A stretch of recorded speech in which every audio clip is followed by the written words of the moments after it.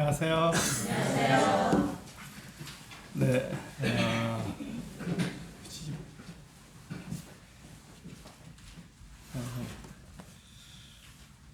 벌써 2023년도가 다 끝나고 11월 말이 됐습니다.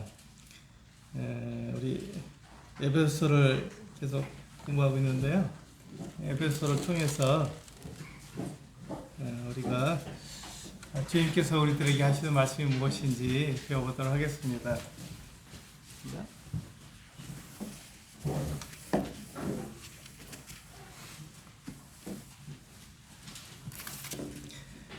우리 오늘 함께 나눌 에베소서 말씀은 6장 1절부터 9절까지입니다. 길지 않죠? 9절밖에 되지 않기 때문에 6장 1절부터 9절까지인데요. 이 말씀을 통해서 우리가 함께 나눠보도록 하겠습니다. 우리 제목은요, 주 안에서 행하라, 주 안에서 행하라 라는 제목을 가지고 함께 나눠보려고 생각됩니다. 우리 에베소 6장 1절부터 9절까지 같이 한번 읽어볼까요? 네, 시작. 자녀들아, 주 안에서 너희 부모에게 순종하라. 이것이 옳으니라. 내 아버지와 어머니를 공경하라. 이것은 약속이 있는 첫 계명이니 이로써 내가 잘되고 땅에서 장수하리라. 또 아비들아, 너희 자녀를 노엽게 하지 말고 오직 주의 교훈과 훈계로 양육하라. 종들아, 두려워하고 떨며 성실한 마음으로 육체의 상전에게 순종하기를 그리스도께 하듯 하라. 눈가림만 하여 사람을 기쁘게 하는 자처럼 하지 말고 그리스도의 종들처럼 마음으로 하나님의 뜻을 행하고 기쁜 마음으로 섬기기를 주께 하듯 하고 사람들에게 하듯 하지 말라. 이는 각 사람이 무엇은 선행하든지 종이나 자유이나 주께로부터 그대로 받을 줄을 압니다. 상전들아, 너희도 그들에게 이와 같이 하고 위협을 그치라. 이는 그들과 너희의 상전이 하늘에 계시고 그에게는 사람을 외모로 취한 일이 없는 줄 너희가 압니다. 네, 감사합니다. 우리 한번 역지사지라는 말을 들어보셨죠? 역지사지. 이게 그 입장을 바꿔놓고 생각한다는 말이죠. 역지사지를 한번 해보면 좋겠습니다. 그리스도 안에서도 역지사지가 굉장히 중요한데요. 남편이 내가 남편이면 아내의 입장에서 한번 생각해보고 아내면 남편의 입장에서 한번 생각해보라는 것입니다. 그래서 우리의 삶이, 우리의 생각이, 우리의 시야가 좀 달라진다고 하는 것이 우리 성경에서 말씀하고 있는 것입니다. 지금 오늘 본문 같은 경우에는요, 먼저 자녀에게 이렇게 부모에게 순종하라고 말씀하고 있고요. 또 부모는 자녀에게 이렇게 주의 교훈과 훈계로 양육하라고 말씀하고 있습니다. 두 번째, 종이 주인에게 상전에게 할 때 눈가림으로 하지 말고 주인께 대하듯이 하라 이렇게 말씀하고 있어요. 그리고 상전은 종에게 할 때 위협하지 말고 그렇게 그들을 대하라고, 형제로 대하라고 이렇게 말씀하고 있습니다. 그러니까 이렇게 할 수 있는 것은 역지사지의 마음을 가졌을 때 이게 가능합니다. 그래서 우리가 역지사지를 통해서 다른 사람의 입장을 한번 생각해 보게 되었을 때, 내 남편은, 내 아내는, 또 내 부모는, 내 자식은, 우리가 사실은 이제 가정 얘기를 하지만, 가정보다는 직장 생활을 하기가 더 많잖아요. 직장에서는 내가 상사로서, 또 내가 그 아래 직원으로서 어떻게 할 것인가 하는 것을 역지사지를 통해서 조금 더 생각해 볼 수 있는 시간이 아닌가 생각이 듭니다. 우리가 이제 에베소서 6장 말씀을 볼 때 먼저 봐야 될 성경 구절이 있습니다. 5장 말씀을 먼저 봐야 되거든요. 5장 18절 말씀입니다. 이게 핵심입니다. 에베소서에서 가장 핵심적인 말씀이라고 한다면 이제 이런 말씀이 될 수 있겠죠. 다시 한번 읽어볼까요? 5장 18절 말씀을 다시 한번 읽어보겠습니다. 시작. 쫓아하지 말라. 이는 방탕한 것이니 오직 성령으로 충만함을 받아라. 그렇습니다.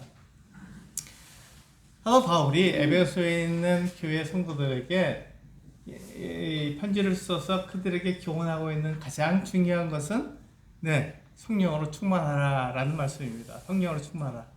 오늘 제가 우리 성도님들에게 드리고자 하는 말씀도 바로 이것이죠. 성령으로 충만하라. 그런데 많은 분들이 성령으로 충만하고 싶죠. 성령에 충만한 삶을 살고 싶습니다. 그런데 내가 내 일상생활에서 어떻게 사는 것이 성령으로 충만한 것인지 잘 알지 못하기 때문에 어려움이 생기는 것이죠. 그 이유가 뭐냐면 우리가 이 세상에 사는 동안에는 세상의 원리와 세상의 가르침을 받거든요. 그게 우리 육체에게는 딱 맞습니다. 너무 좋은 거예요. 이 세상에서 우리 육체가 살아가는 데는 이 세상의 가르침과 이 세상의 원리가 딱 맞는 거예요. 너무 좋은 거예요. 그래서 그렇게 살고 싶습니다. 그런데 성경은 우리들에게 그렇게 사는 것이 아니라 그것은 육체를 위해서 사는 것이고 그렇게 사는 것이 아니라 네가 거듭났으면 네가 그 하나님의 자녀가 되었으면 성령을 따라서 살아라. 성령을 따라 사는데 그것이 바로 성령으로 충만한 삶이다. 이렇게 말씀하고 있는 거예요. 그러니까 우리가 지금 그 5장 맨 마지막에서 지난번에 우리가 같이 나눌 때 아내와 남편에 대한 이야기를 나눴지 않습니까? 그렇게 해서 가정을 세우는 것에 대해서 말씀을 드렸습니다.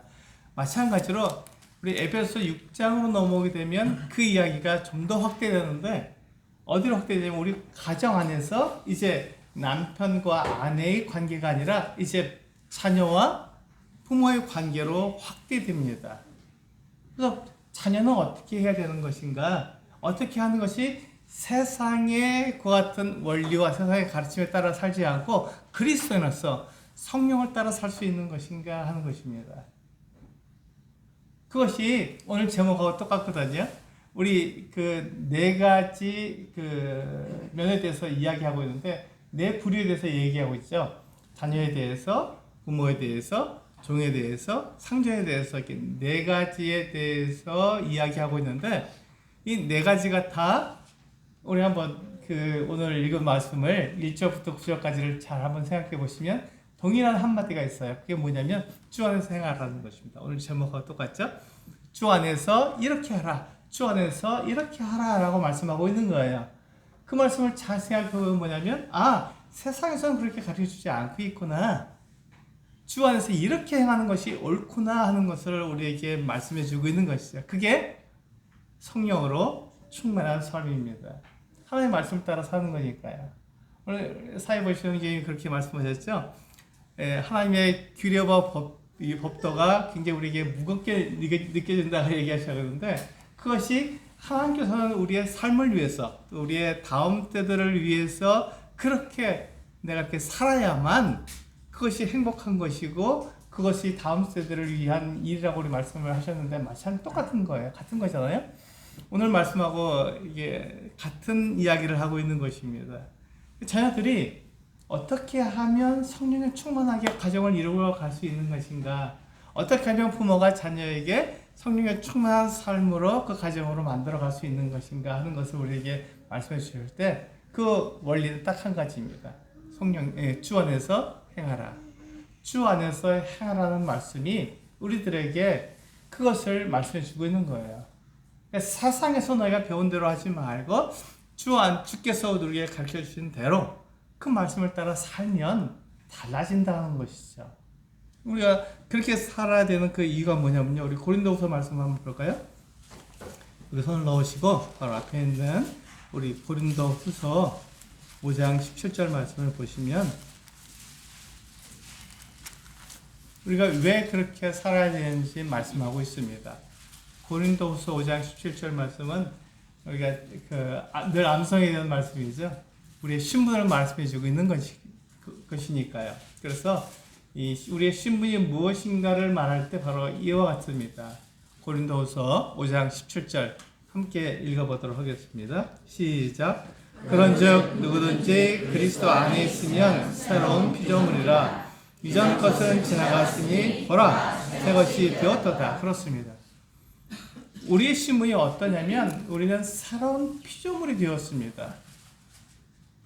우리가 좀 생각하기를 어떻게 생각하냐면 좀 나아지면 되겠지. 우리가 그걸 개과천선이라고 말하거든요. 내가 조금 잘못하는 부분이 있으면 그것을 좀 더 낫게 바뀌면 되겠지라고 말하는데 성경은 우리들에게 그렇게 말씀하고 있지 않습니다. 그리스도인은 조금 나아지고 조금 더 개선된 그 어떤 삶을 사는 사람이 아니라 이거는 새로운 피조물이라 완전히 새로운 피조물로 바뀐 거예요. 새 사람으로 다시 바뀐 것을 우리들에게 말하고 있습니다. 그래서 너희가 새 것이다 이렇게 말씀하고 있잖아요. 우리 이 말씀은 우리들의 그 어떤 신분을 정확하게 말씀해 주고 있는 것이거든요. 이것을 우리는 회개라는 말에서 우리는 알 수 있습니다. 회개는요, 내가 어떤 길을 쭉 가고 있는데 내가 잘못된 부분이 있어요. 그럼 어떻게 하죠? 그걸 고치고 수리해서 그냥 그 길을 쭉 가는 것. 그것은 회개가 아니라 제가 말씀드린 것처럼 개과천선입니다. 내가 잘못된 부분을 수리해서 좀 더 낫게 해서 앞으로 나가는 것. 내가 가는 방향, 그 목적을 향해서 나가기 때문에 그것을 우리는 회개라고 말하지 않습니다. 그것을 우리는 개과천선이라고 말하죠. 좀 나아졌다라고 말하는 것이죠. 근데 그리스도의 삶은 그런 삶이 아닙니다. 내가 나아가는 그 길에 잘못된 부분, 실수하는 부분들을 고쳐서 내가 가고자 하는 그 방향으로 쭉 가는 것이 아니라 회개는 돌아서는 걸 말하는 거예요. 내가 갔던 방향이 바뀌는 걸 말하는 것입니다. 내가 하나님을 떠나서 내 방식대로 살아가고 내 원리대로 살아가고 내가 가고 싶은 그 방향으로 쭉 가고 있는데 거기서 잘못된 부분을 고쳐서 가는 것이 아니라 회개는 내가 가고 있는 그 목표, 내 방향이 잘못되었구나 라는 것을 아는 것을 회개라고 말합니다. 내가 이대로 쭉 가면은 하나님과 멀어지게 되는 것이고 내가 세상을 위해서 내 육체를 위해서 살아가는 것밖에 되지 않으니까 내가 가고 있는 이 방향이 잘못된 것이라는 것을 알게 되어서 어떻게 하죠? 내 방향을 하나님께로 유턴하는 것을 말합니다. 방향을 완전히 바꾸는 것을 말하고 있는 것이에요. 그걸 회개라고 말합니다. 회개는 돌이킨다, 돌아선다라는 말을 하고 있는 거예요. 그런 뜻을 가지고 있거든요. 그러니까 내가 하나님을 위해서 살아가지 않고 내 마음대로 쭉 살아갔던 그 길에서 돌이켜서 완전히 돌이켜서 조금 수리해서 가는 것이 아니라 조금 이렇게 바꾸는 것이 아니라 완전히 돌이켜서 방향을 바꾸는 것을 회개라고 말하죠. 그래서 하나님께로 돌아서는 것을 말합니다. 수리의 개념이 아니죠. 그럼 똑같이 우리 고린도후서 5장 17절에서 우리에게 뭘 말씀하고 있습니다. 너희가 새로운 피조물이다라고 말하고 있는 거예요.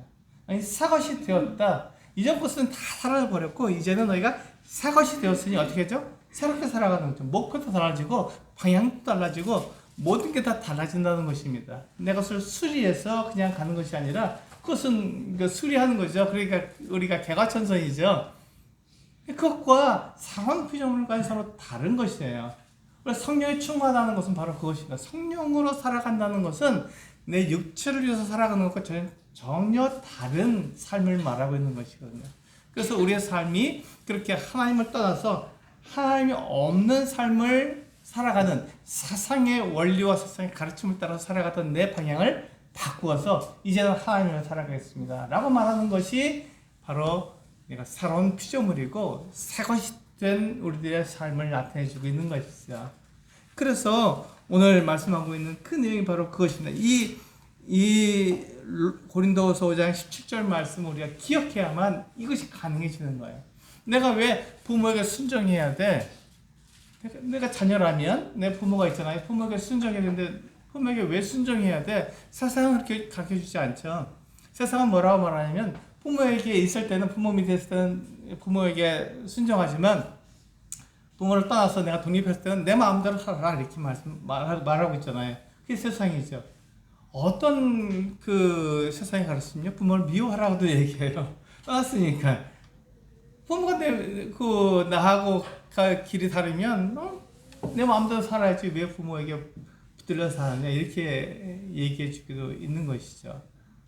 부모의 말이 나에게 맞지 않으면 내가 그렇게 살아지 않는다고 말하고 있는 거예요. 그게 세상의 가르침이에요. 그런데 성경은 그렇게 가르치지 않고 성경은 내가 자녀이면 부모에게 어떻게 하라고요? 순종하라고요. 그것이 옳다고 말씀하고 있는 것입니다. 근데 왜 그렇게 살아야 된다고요? 우리가 새 것이니까, 새로운 피조물이니까. 내가 성령을 따라 살게 된다면 내가 내 부모에게 순종하며 살아야 한다고 성경은 가르쳐주고 있는 것이죠. 그럴 때 우리는 부모에게 순종해야 됩니다. 그런데 우리 여기서 이제 오해하고 있는 것이 내 믿음에 관한 것이라면 내 부모에게 무조건 다 순종할 수는 없어요. 부모에게 순종하는 부분이 부모보다 더 높은 권위, 더 큰 권위를 가지고 있는 하나님을 반대하는 것이라면 그것에 대해서는 우리가 순종할 수 없습니다. 더 큰 권위에게 순종해야 되기 때문에 하나님께 순종해야 되는 것이죠. 그런데 바로 이와 같은 때에 어떻게 하라고요? 순종하면서 부모에게 다가가라는 것입니다. 그 부분은 내가 부모에게 순종할 수 없지만 다른 부분에서 순종하라는 것입니다. 그게 성경의 가르침이죠. 그렇게 했을 때 어떻게 된다고요? 네, 내가 복을 받고 내가 이 땅에서 장수하리라 이렇게 약속하신 거예요. 하나님도 그것을 원하신다는 것이죠. 하나님도 우리에게 뭘 원하시냐면 내가 자녀라면 부모에게 어떻게 하라고요? 순종하는 것을 하나님도 원하시는 거예요. 딱 한 가지, 부모가 하나님의 권위에 도전할 때 그것에 대해서는 우리가 순종할 수가 없죠. 부모가 하나님의 권위보다 더 큰 권위를 가지려고 할 때 우리는 거기에 순종할 수 없습니다. 하나님이 더 크시니까요. 그래서 우리 하나님의 권위에 순종하게 되지만 그러나 우리가 그렇지 않은 다른 부분에 있어서는 우리가 부모에게 순종해야 한다는 것입니다. 우리 로마서 6장 한번 말씀을 볼까요? 우리가 고린도후서 5장 17절 말씀을 봤는데 비슷한 말씀입니다. 비슷한 말씀이지만 각도를 좀 달리해서 다르게 우리에게 교훈하고 있죠. 로마서 6장 11절 말씀입니다.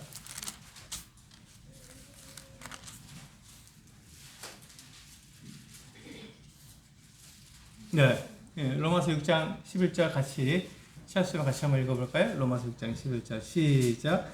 이와 같이 너희도 너희 자신을 죄에 대하여는 죽은 자요 그리스도 안에서 하나님께 대하여는 살아있는 자로 여기라고 하고 있어요. 여기라고. 왜 여기라고 하고 있죠? 눈에 보이지 않으니까. 우리가 손으로 만져지지 않으니까 여기라고 하는 것입니다. 그게 사실인데 그 사실인 그것이 우리 눈에는 잘 보이지 않고 우리 손으로 잘 느껴지지 않으니까 그것을 그렇게 여기라고 말씀하고 있는 것입니다. 하나님의 눈에 보입니까? 네, 성부 하나님, 성자 하나님, 또 성령 하나님이 우리 눈에 보이지 않습니다. 하나님은 영이시기 때문에 우리 눈에 보이지 않아요. 보이지 않는 그 하나님이 계시다는 것을 우리는 알 수 있습니까? 그걸 믿습니다. 그걸 어떻게 믿죠? 그렇게 여기니까 이렇게 믿는 것입니다. 하나님이 살아계시다는 것을 이렇게 여기잖아요. 하나님이 살아계시구나. 하나님께서 마지막에 우리를 어떻게 한다고 심판하실 분이구나 하는 것을 이렇게 여기기 때문에 하나님이 계시구나 하는 것을 우리는 그렇게 알 수 있는 것이죠. 그것을 바로 로마서 6장 11절에서는 여기라 라고 말씀하고 있는 것이죠. 근데 보이지 않고 손으로 만질 수 없지만 그분이 계시다는 것을 우리가 그렇게 믿고 그렇게 우리가 살아가는 것이죠. 그것을 우리는 여긴다고 말합니다. 그렇다면 우리는 어떤 사람들입니까? 우리는 새로운 피조물입니다. 우리는 새로운 피조물이고 우리가 하나님을 위해서 살아갈 사람들입니다. 우리 부모에게 순종할 사람들이고요. 그렇다면 그렇게 되는 그 이유가 무엇입니까? 우리가 하나님께 주님께 속했기 때문에 이렇게 된다는 것입니다. 우리 본문에 보시면 우리 에베소서 6장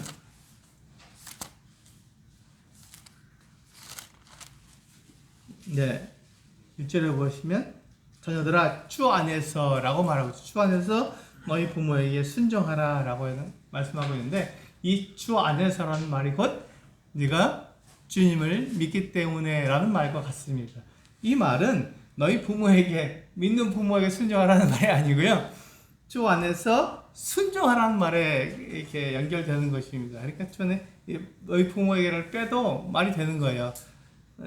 자녀들아 너희가 주 예수 그리스도를 믿는 사람이기 때문에 순종하라 이렇게 말하고 있는 것이죠. 그걸 빼도 상관이 없는 거예요.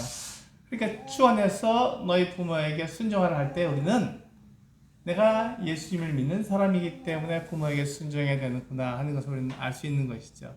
그렇게 어떻게 하라고요? 여겨야 된다고요. 세상은 우리에게 그렇게 가르쳐주지 않습니다. 그것을 지혜롭다고 말해주지 않아요.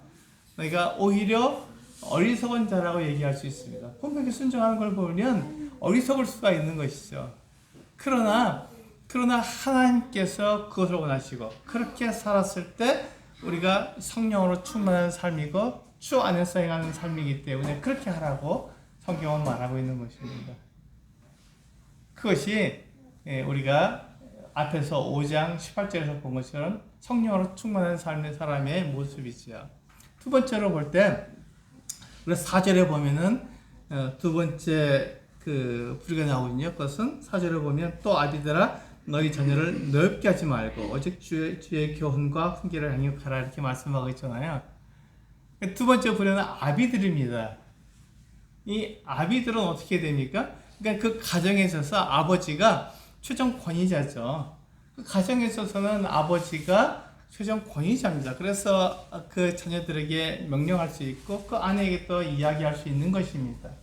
그렇게 했을 때 이 아버지가 자녀들을 노엽게 만들 수 있다는 것입니다. 이게 세상의 법칙이죠. 명령하고 내가 시킨 대로 해. 내가 하라는 대로 해. 내 말대로 해. 이렇게 되면 어떻게 되죠? 자녀들이 노엽게 되죠.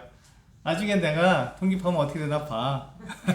지금은 내가 아버지 밑에 있으니까 내가 이렇게 살지만 내가 독립하면 어떻게 되나 봐. 이렇게 마음속에 생각을 갖게 되는 것이죠. 그게 바로 노엽게 하는 것입니다. 자녀를 노엽게 하는 것이죠. 그래서 하나님 말씀 뭐라고 하냐면 너희 자녀를 노엽게 하지 말라 이렇게 말씀하고 있는 것이죠. 그럼 우리가 부모가 자녀에 대해서 노엽게 하지 않으려면 어떻게 됩니까? 대화해야 됩니다. 대화해야 됩니다. 어떤 분은 대화라고 하니까 대놓고 화내는 것을 대화라고 생각하는데 그렇지 않고요. 대놓고 화내는 것을 대화라고 생각하고요. 대화는 그야말로 내 안에 있는 내 생각을 서로 이야기해 주는 거예요. 상대방이 알아들을 수 있도록 얘기해 주는 거예요. 나는 이렇기 때문에 네가 이렇게 하는 것이 옳다고 생각해 라고 말해 주는 것을 대화라고 말합니다. 자녀들도 부모에게 이렇게 얘기할 수 있겠죠. 아버지, 나는 이렇게 생각해요. 이렇게 하면 더 좋지 않겠습니까? 그 얘기를 충분히 들어줄 수 있는 것, 그것을 우리는 넓은 마음이라고 얘기하죠. 성령의 충만한 삶의 모습입니다. 그러니까 우리는 내 이야기만 자녀들에게 주구장창 하는 것을 우리는 대화라고 얘기하지 않고 자녀들의 이야기를 부모가 들어줄 수 있는 것, 또 그들의 문제가 무엇인지 알아볼 수 있는 것, 그래서 그들에게 도움이 될 수 있도록 이야기해주고 서로 이야기를 주고받음으로써 그 문제를 같이 해결해 나갈 수 있도록 하는 것을 대화라고 말을 합니다. 그래서 우리는 대화가 필요합니다. 이 부모가 자녀를 노엽지 않게 하려면 어떻게 한다고요? 대화해야 된다고요. 서로 대화를 해야 됩니다. 이 대화 이게 참 어렵죠. 특히 이제 나이가 드신 분들에게 있어서 자녀들하고 대화하는 게 이게 쉬운 일이 아닙니다. 정말 어려운 거죠. 그냥 우리는 부모가 얘기하면 네 라고 말하는 것을 이렇게 훈련받았기 때문에 그렇게 사는 게 더 좋은 거예요. 그러니까 나도 당연하게 내 자녀에게 대화하기보다는 명령하는 게 훨씬 쉬운 거죠. 나도 그렇게 배웠으니까 이렇게 해, 저렇게 해, 이렇게 훨씬 쉬운 거예요. 내가 오르니까 부모가 훨씬 더 오래 살았잖아요. 그러니까 세상 경험이 많고 지혜가 더 많기 때문에 부모의 말이 옳다고 생각되는 거예요. 그런데 이 하나님 말씀은요, 자녀들하고 서로 자녀를 노엽게 하지 않으려면 대화하라는 것입니다. 서로 이야기를 서로 나눠야 된다는 거예요. 일방적으로 말을 해서는 자녀들이 노엽게 된다는 것이죠.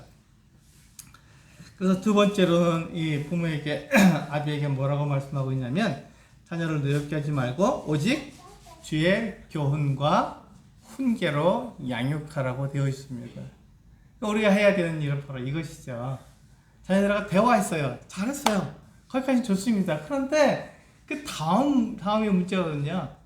그 다음에 자녀들에게 알려줘야 하는 교훈과 훈계는 내 생각, 내 경험이 아니라는 것입니다. 그것을 말했다가는 세상으로 가는 거예요. 거기서 그렇게 가는 것이 아니라 그 다음에 자녀들하고 대화하고 자녀들의 문제를 알고 또 나의 그런 부모의 사정을 자녀들에게 알려주었을 때 대화가 됐잖아요. 그 다음에 가야 할 방향, 가야 할 교훈, 훈계는 뭐냐면 주님께서 어떻게 말씀하셨냐 하는 것입니다. 이 부분에 대해서 주님께서 어떻게 말씀하셨냐 하는 그 방향으로 가야 하는 것입니다.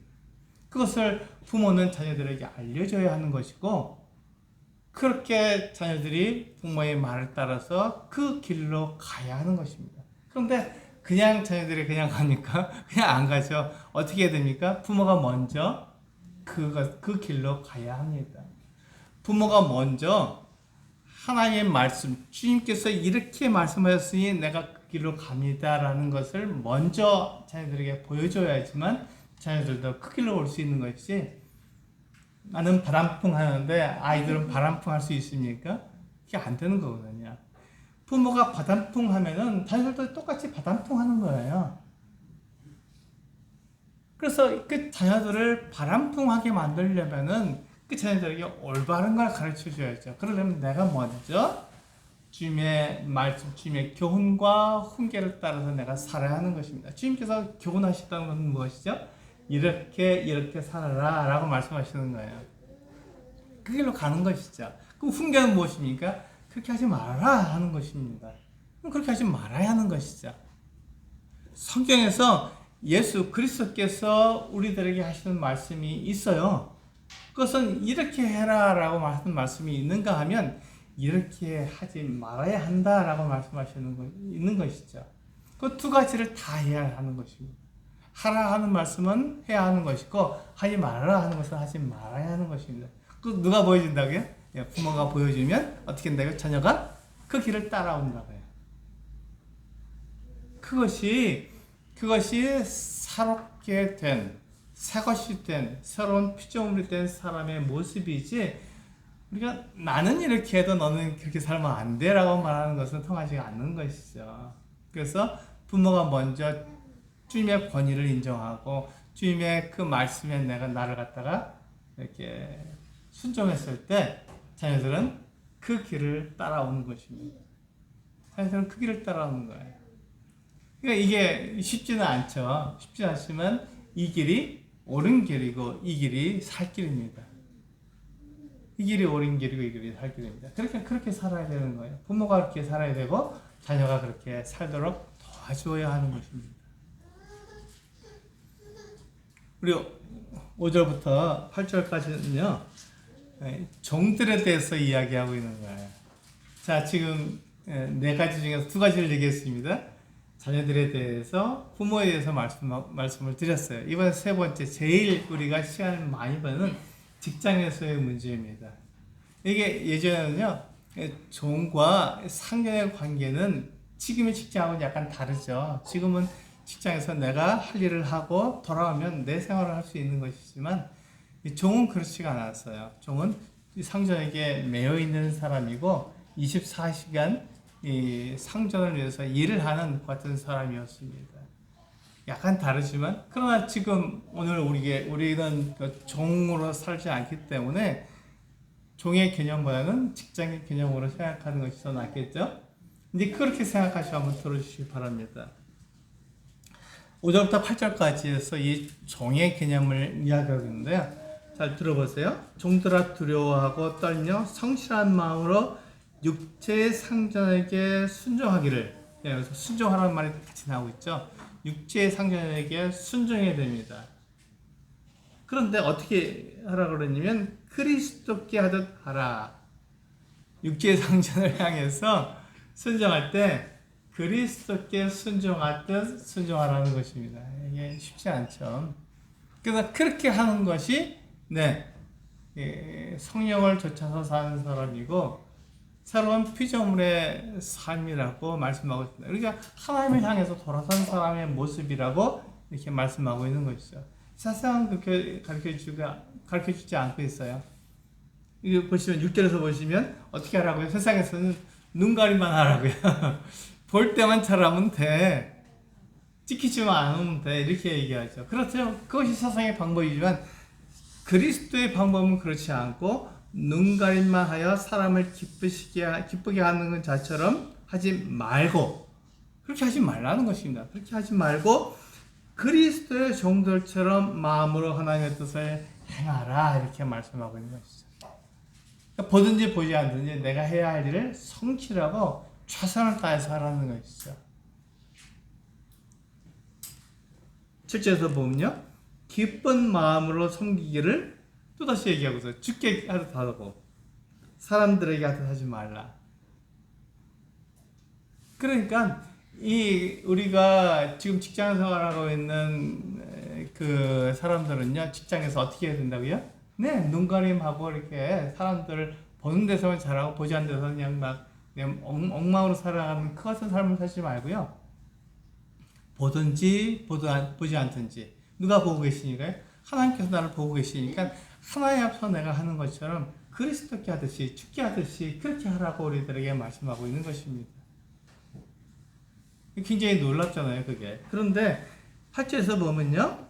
이는 각 사람이 무슨 선을 행하든지 종이나 자유인이나 주께로부터 그대로 받을 줄을 알미라. 이렇게 말씀하고 있어요. 그러니까 이 말씀은 뭐냐면 하나님께서 주인의 주인 대신 그 하나님께서 모든 사람을 심판하신다는 것이죠. 심판하시기 때문에 우리는 그렇게 할 수 없다. 하나님께서는 모든 걸 아시기 때문에.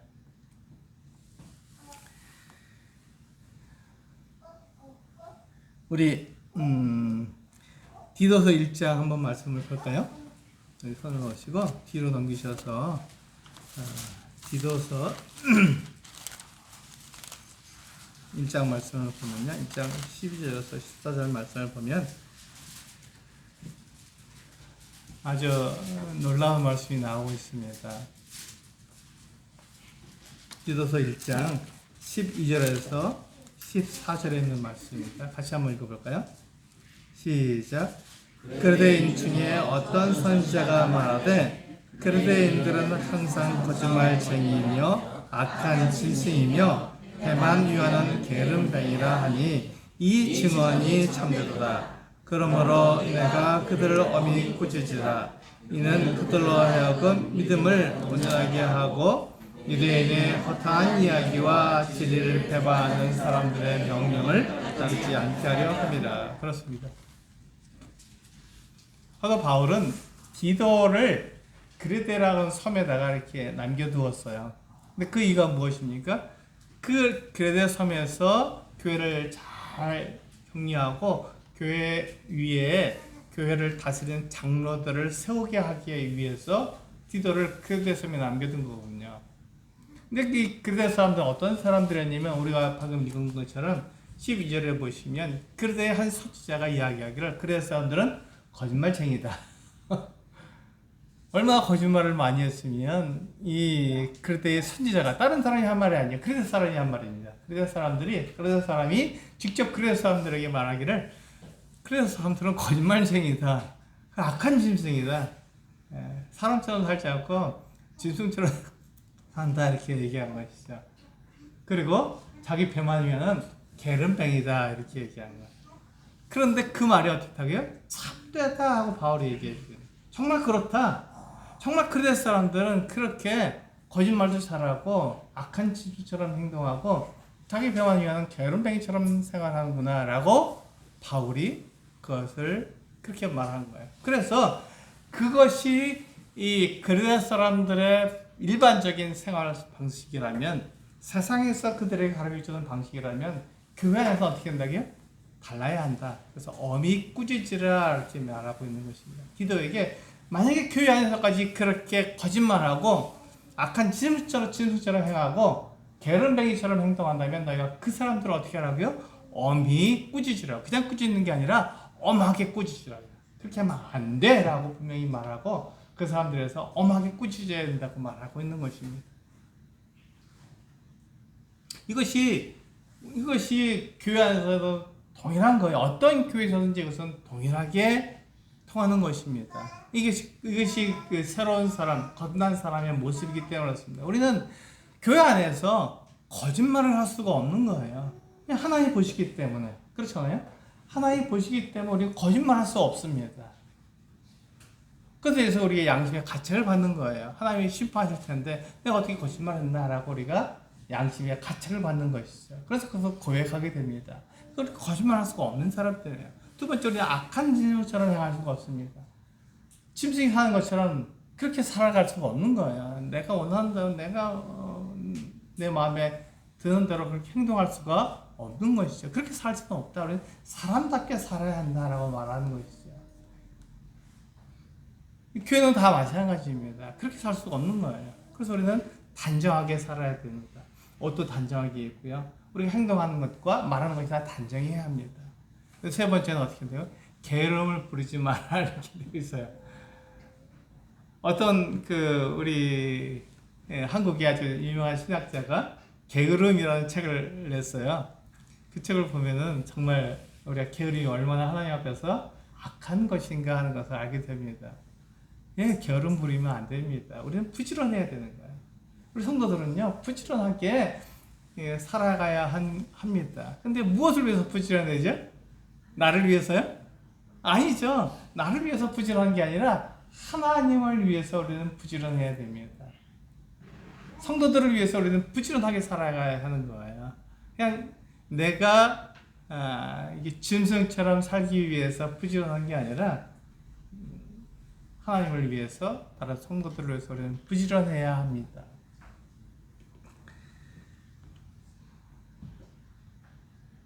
그렇다면 우리가 이렇게 부지런하게 살게 되면 우리는 직장에서 우리 상사들에게 어떻게 됩니까? 우리는 주님을 대하듯이 깨끗하게 잘 대해야 되잖아요. 그런데 우리에게 있어서 한 가지 참 어려운 점이 있어요. 나에게 잘해주는 내 믿음에 이렇게 잘 맞는 그런 상사가 있다면 우리는 정말 그 상사를 좋아하고 잘 따라주겠죠. 그런데 그것을 반대하는, 너 예수 믿는다며, 너 교회 다닌다며, 이렇게 하지 마 하고 이렇게 얘기하는 사람이 있다면 우리는 그 상사를 싫어하게 되죠. 그런데 하나님의 말씀은 그렇지 않다는 거예요. 그 상황이 어떻든지 간에, 네가 어느 상황에 놓였든지 간에 그렇게 하지 말고 너는 죽게 하듯 해야 되며 그리스도를 대하듯 그 상사를 대해야 된다라고 말하고 있는 것입니다. 이게 굉장히 놀랍죠? 우리 베드로전서 말씀을 한번 보시겠습니다. 베드로전서 2장 말씀을 보시면 여기서 히브리서, 야고보서, 베드로전서가 나오죠. 뒤쪽으로 계속 넘기면 베드로전서 2장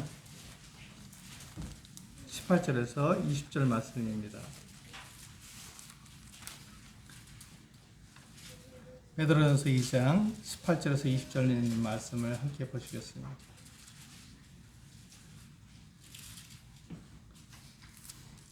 네, 같이 읽겠습니다. 시작. 사환들아, 범사에 두려워함으로 주인들에게 순종하되 선하고 관용하는 자들에게만 아니라 또한 까다로운 자들에게도 그리하라. 부당하게 고난을 받아도 하나님을 생각함으로 슬픔을 참으면 이는 아름다우나 죄가 있어 매를 맞고 참으면 무슨 칭찬이 있으리요.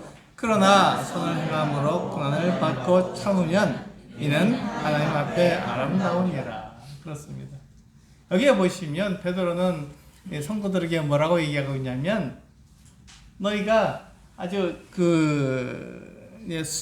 선하고 관용하는 자들에게만 잘하는 게 아니라 까다로운 자들에게도 그렇게 하라고 우리에게 말씀하고 있는 거예요. 까다로운 자들에게도. 나의 믿음을 막 흔들고 내가 그 하나님을 섬기는 것에 대해서 싫어하는 그 같은 상전이 있더라도, 상관이 있더라도 그에게 어떻게 하라고요? 잘 하라고요. 그에게 어떻게 하라고요? 그를 그리스도 대하고 주님께 대하듯 대해서 그에게 하나님의 사랑을 나타내라고 말씀하고 있는 것입니다.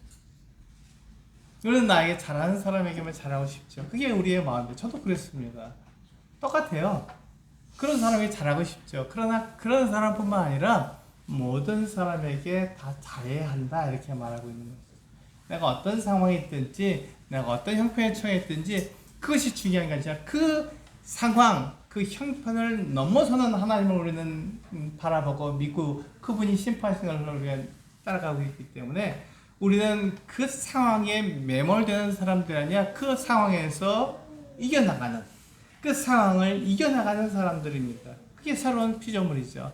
그게 서로 새 것이 되는 우리들의 모습입니다. 그 상황이 중요한 것이 아니라 그 상황을 보고 계시는 하나님이 중요한 것입니다. 그래서 하나님을 우리가 믿고 살아가는 것이죠. 그 상황 속에서 하나님께서 나에게 어떻게 하실지를 아는 것이죠.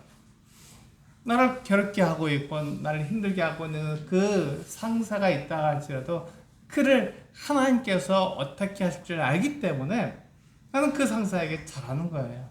하나님이 계시고 그 상사보다 더 높으신 그 하나님이 계시기 때문에 그 하나님께서 그를 어떻게 하실지를 알기 때문에 내가 거기에서 더 그 하나님을 대하듯이 그 사람을 대하게 되면 하나님께서 그 상사를 알아서 하나님의 제일 좋은 방법으로 그 상사에게 하나님의 길을 따라올 수 있도록 그렇게 말씀하신다는 것이죠. 그렇게 알게 하신다는 거예요. 그것은 내가 해야 될 일이 아니라 그것을 하나님께 맡기고 나는 어떻게 한다고요? 네, 우리 성경에서 말씀하고 있는 것처럼 까다로운 그 같은 상사에게도 잘하는 것입니다. 그 까다로운 상사에게도 우리가 성경에서 말하고 있는 것, 오늘 본문에서 말하고 있는 것처럼 그렇게 하는 것이죠. 그리스도의 종들처럼 그렇게 하는 것이고 주님을 대하듯이 그를 대해야 하는 것입니다. 그것이 우리 종들에게 또 우리가 직장에서 우리가 해야 될 모습입니다. 이렇게 하지 않으면서 우리가 주인에 대해서 또 상사에 대해서 막 불평하고 불만하면서 하나님께서 그걸 잘해주기를 바라는 것은 잘못된 생각이죠. 하나님께서는 그렇게 해서 역사하시지 않습니다. 하나님은 내가 해야 할 일을 온전하게 하고 그 다음에 하나님께서 하실 일을 하나님께서 하시는 것이죠. 내가 해야 할 일을 제대로 하지 않으면서 하나님께서 이 일을 잘해달라고 하나님의 일을 해달라고 우리가 말씀드리는 것은 잘못된 생각입니다. 그렇게 해서 역사하시는 분이 아니시죠.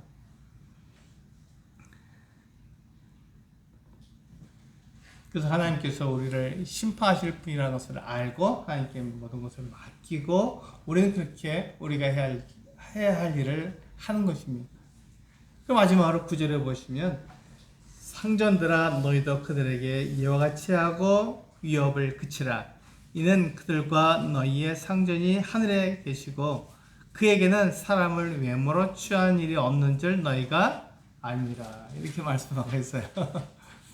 이제 놀랐죠? 상전에게 말씀하시는데 상전이 어떻게 된다고요? 그 상전보다 더 높은 상전이 있다고요. 그가 최고인 것처럼 보이고 그가 모든 것을 다 주장하는 것처럼 보이지만 그렇지 않습니다.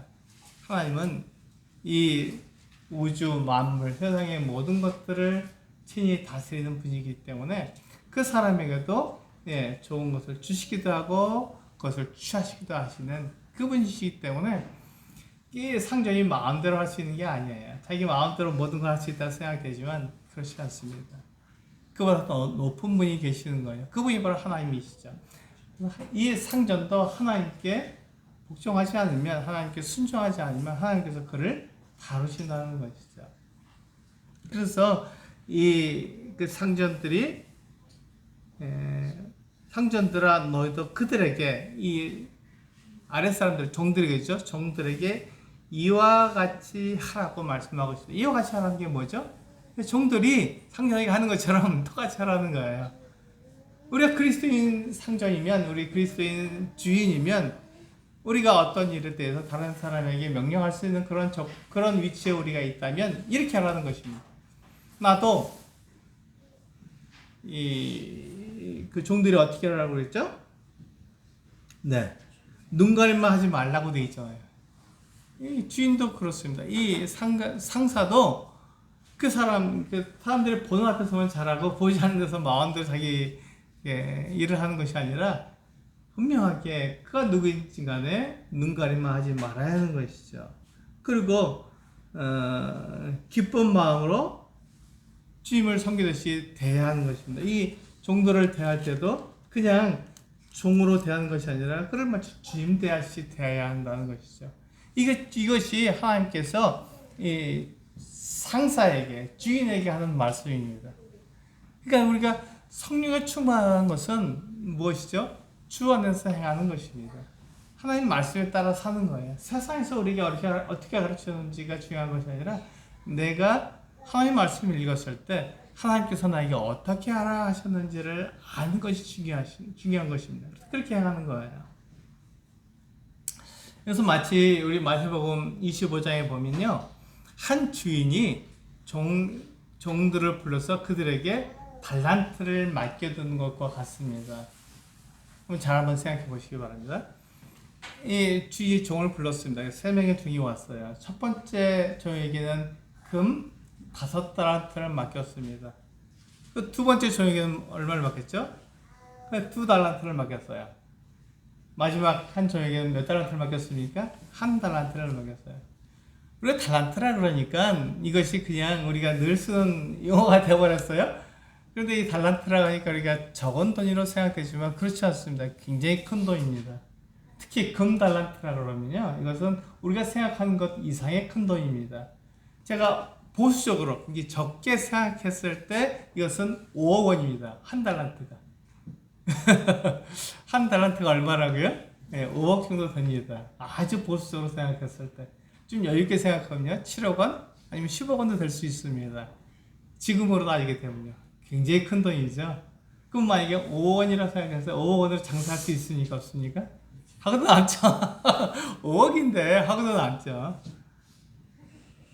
그러니까 이 주인이 종들에게 5달란트를 그 재능에 따라서 맡긴 거예요. 한 종에게는 5달란트를 맡겼고, 그러니까 5억이면 25억이죠. 엄청난 돈입니다. 그리고 두 번째 종에게는 약 10억 정도를 맡긴 거예요. 그리고 마지막 세 번째 종에게는 5억 정도를 맡긴 거예요. 이게 적은 돈이 아닙니다. 엄청 큰 돈입니다.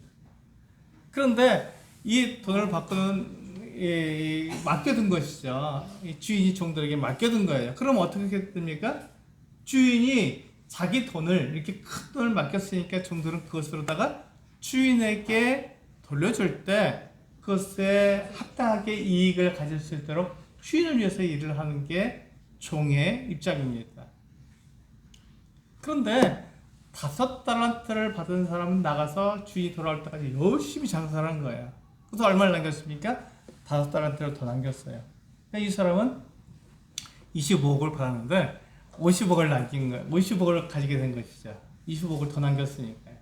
어마어마한 장사를 잘한 것이죠. 두 번째 사람들 2달란트 10억 정도를 받았는데 이 사람도 역시 2달란트를 더 남겨서 이 사람도 어마어마한 돈을 남겼습니다. 세 번째 종은 어떻게 했죠?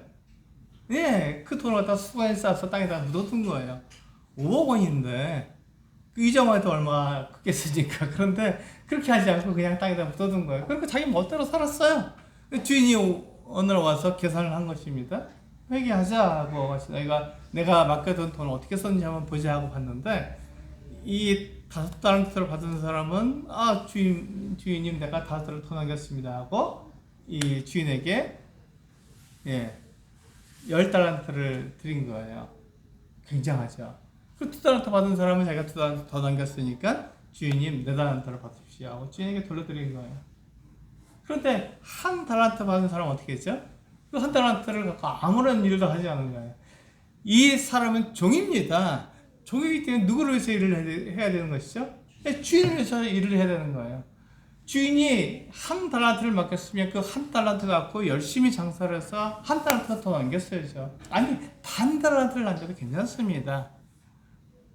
그런데 이 사람은 주인을 위해서 일하지 않고 자기를 위해서 일하는 거예요. 그 1달란트 땅에 묻어놓고 자기 멋대로 사는 것이죠. 주인을 위해서 일을 하지 않은 것입니다. 종인데도 불구하고. 그러니까 이 사람은 주인이 보이지 않는 곳에서 주인이 보이지 않으니까 자기 멋대로 살아가는 거예요. 눈가림만 하는 것이죠.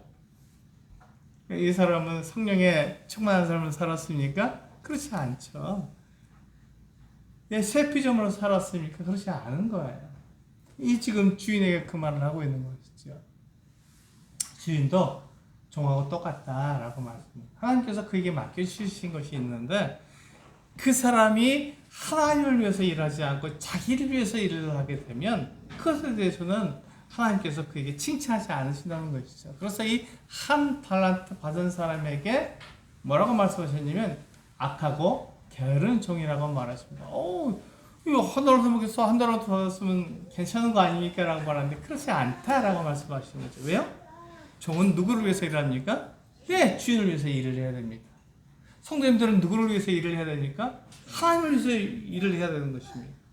그리스도를 위해서 일을 해야 되는 것이죠. 그런데 그렇게 하지 않고 나를 위해서 일을 하게 되면 이 종이 그렇게 살았잖아요. 한 달한테 받은 것을 그냥 땅에 묻어놓고 자기 마음대로 살았잖아요. 그러니까 이 종은 악하고 게으른 종이 된 것이죠.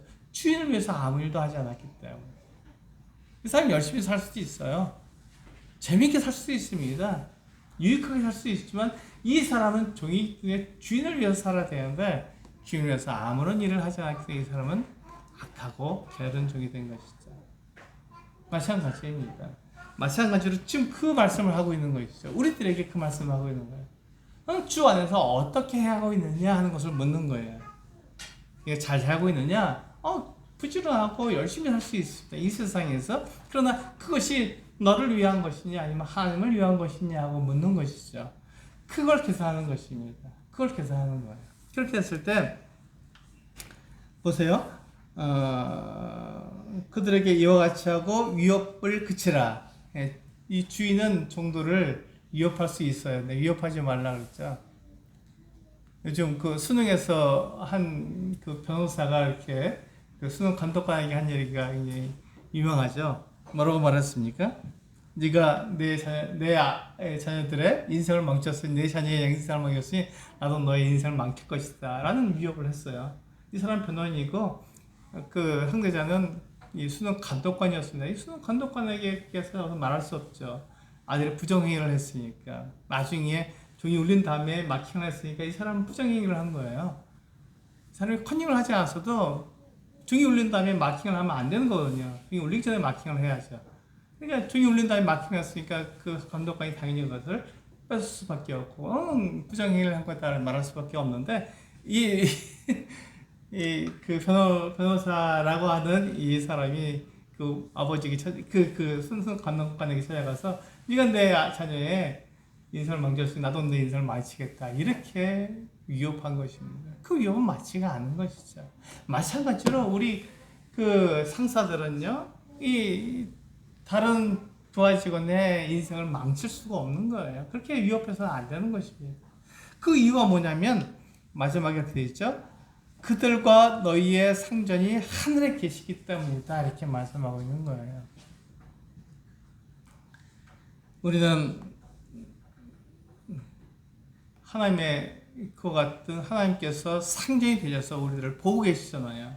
그래서 우리는 아무렇게나 할 수 없습니다. 아무렇게나 할 수 없는 거예요. 우리가 살 수 있는 방법 딱 한 가지, 그리스도의 영광을 위해서 살아야 하는 것이죠. 마지막으로 말씀을 보고 마치도록 하겠습니다. 우리 고린도전서 10장 31절에 보시면 우리가 살아야 하는 목적이 거기에 나와 있죠. 고린도전서 10장 31절.